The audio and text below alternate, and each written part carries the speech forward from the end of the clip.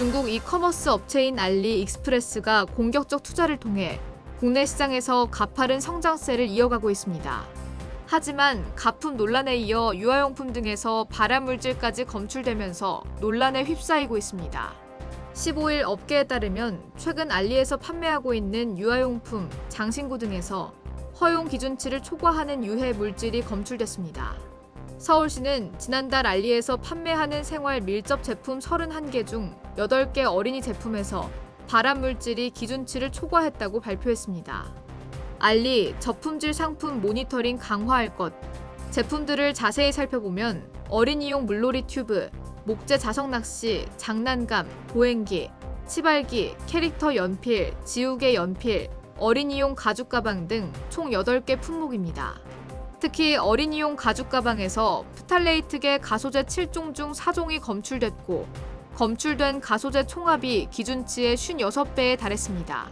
알리익스프레스 관계자는 알파경제의 알리익스프레스는 최근 보도된 상품들에 대한 내부 조사를 시작했다면서 안전 인증이 필요한 상품이 국내 규정의 요구사항보다 부족한 경우에 대해서는 알리익스프레스 플랫폼에서 즉시 삭제 조치를 할 예정이라고 설명했습니다. 그는 이어 관련 모니터링도 지속적으로 진행할 것이라고 덧붙였습니다. 지난 몇 년간 국내 이커머스 시장에서 알리와 테무 등 중국 업체들이 급성장하면서 치열한 경쟁이 벌어지고 있습니다. 일부 소비자들 사이에서는 알리와 테무 등 중국 제품에 대한 불안감이 확산되는 분위기입니다. 실제로 대한상공회의소에서 조사한 중국 이커머스에 대해 이용자 80%가량이 피해나 불만이 있었다고 응답한 것으로 나타났습니다. 알리 고품질 판매자 보조금 지원, 국내 소비자 혜택도, 알리는 배송 지연, 낮은 품질, 제품 불량, AS 지연 등 소비자 불만이 제기되는 사항에 대해 공격적인 투자와 철저한 검증을 통해 개선하겠다는 의지입니다.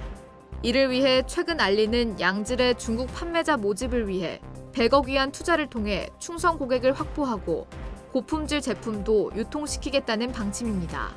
특히 알리는 한국 시장에서 입점, 판매 수수료 무료, 무료 배송 및 교환 정책으로 소비자와 판매자 유치에 막대한 비용을 쏟아붓고 있습니다.